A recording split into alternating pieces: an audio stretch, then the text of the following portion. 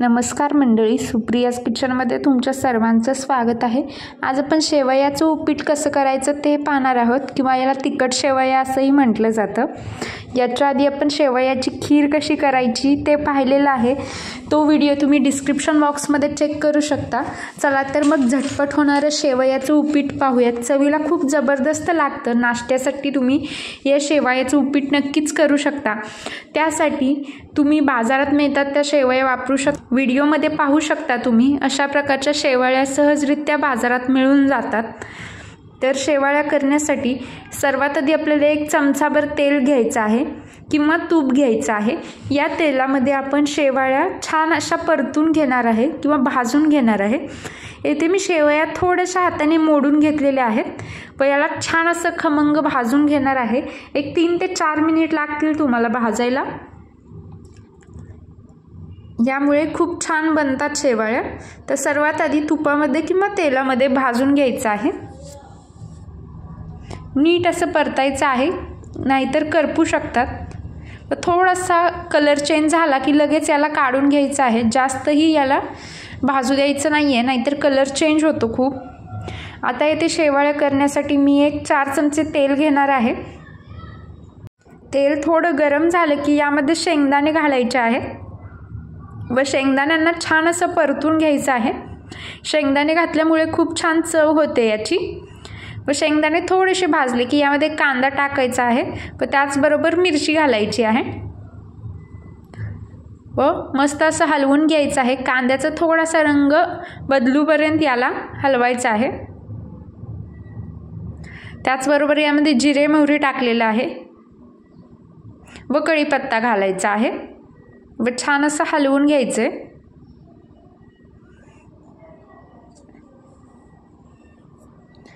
नीट असं भाजू द्यायचं, अजिबात गडबड नाही करायची, नाहीतर त्याचा कच्चापणा आपल्याला उपीटामध्ये जाणवतो।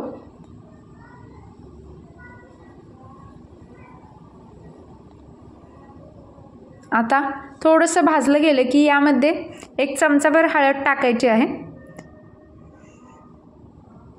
तुम्ही यामध्ये टोमॅटोही बारीक चिरून घालू शकता जर तुम्हाला आवडत असेल तर। व आता यामध्ये 3 वाटी पाणी घालणार आहे व याचा आदान करून घेणार आहे। याचमध्ये आता बारीक चिरलेली कोथिंबीर टाकायची आहे। कोथिंबीर कधीही फोडणीमध्ये टाकायची नाही, नाहीतर ती करपून जाते व त्याचा एक वेगळाच वास येतो। त्यामुळे वरून कधीही कोथिंबीर टाकायची।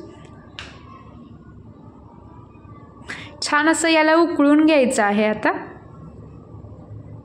उकळण्याआधी यामध्ये चवीनुसार मीठ घातलेलं आहे, हलवायचं आहे। येथे पाहू शकता छान उकळी फुटली की यामध्ये शेवया टाकणार आहे आपण, ज्या भाजून घेतलेल्या होत्या त्या, व नीट असं हलवून घ्यायचं आहे।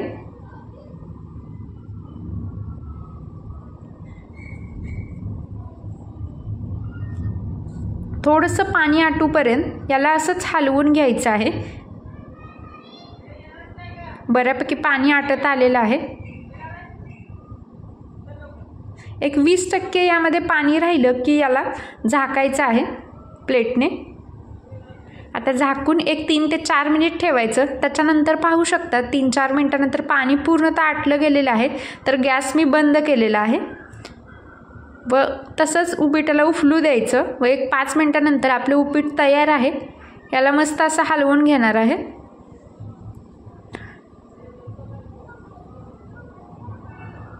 आपलं शेवयाचं गरमागरम उपीट तयार आहे। तुम्ही हे असंच खाऊ शकता। आता हे सर्व करणार आहे व यावर थोडीशी बारीक चिरलेली कोथिंबीर घालायची आहे।